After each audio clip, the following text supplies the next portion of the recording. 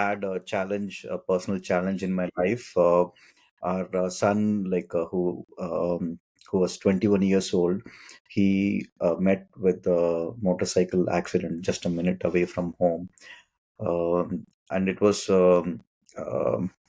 um, it was an instant thing. We didn't even get any chance to do anything. So uh, though those things, as you know, like no parent should go through this. And he was at his prime. He was a fantastic kid, very kind hearted, and he used to love animals. He was studying to be a vet. He was in second year college.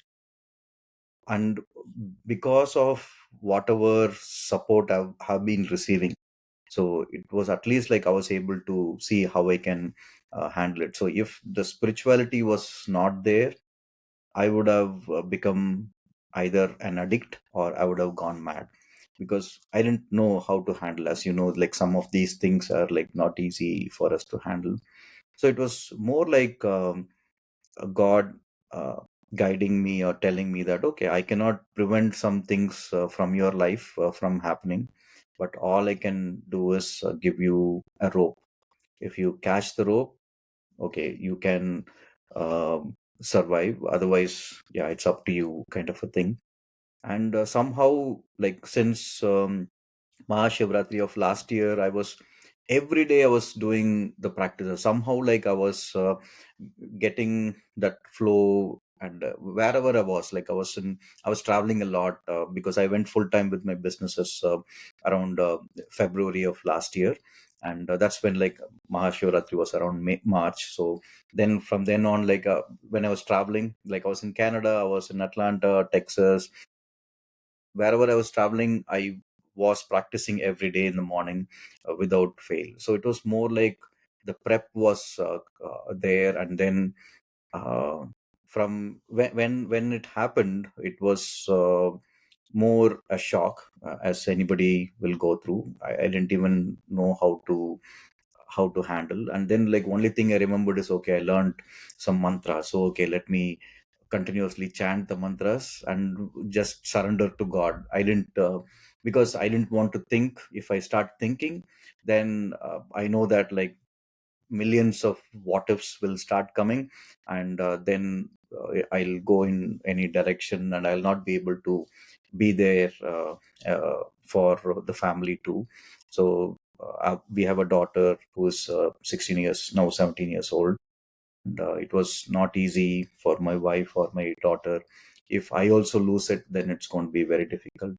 So that's where I at least based on whatever was there, I was able to move from shock to surrender. Normally, they say there are different stages of grief that people go through.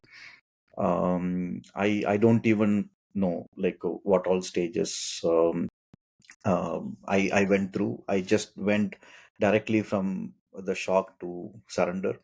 Surrender to God that whatever has happened is beyond my understanding, and if it was meant to be, it is. Uh, as per your wish, it has happened. Like a lot of self doubts also start coming, right? Was I a good dad? I should have done, did I do everything that I should have done so that we could have prevented it? All those kind of things were coming.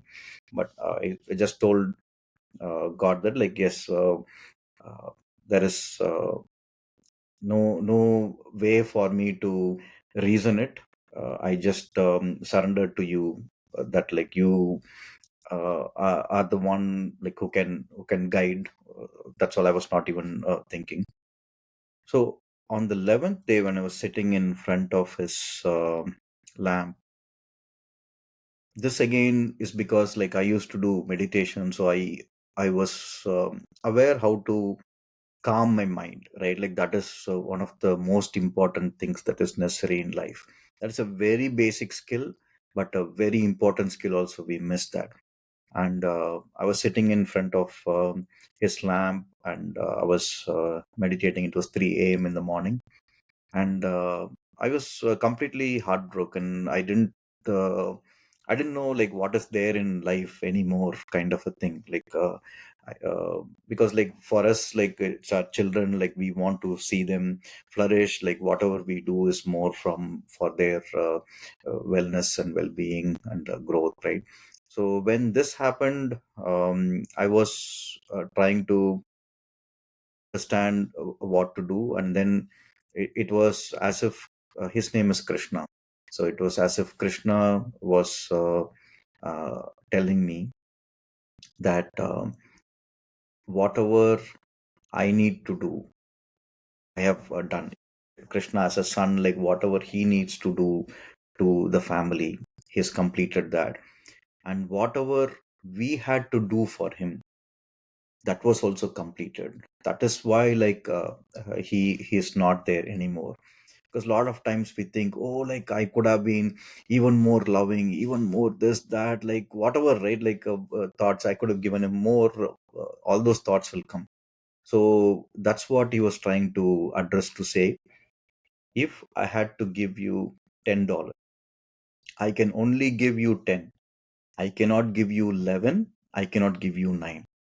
So if whatever has happened so far is what I was supposed to receive and I was supposed to give. So that exactly matched, and that's why I'm not there anymore. But as long as you are alive, you have duty for your, I mean, like for mom and also for sister. So and also for the universe, like we until our last breath, we have our duty. That's why we are here. And we hear this as a Gita Sar.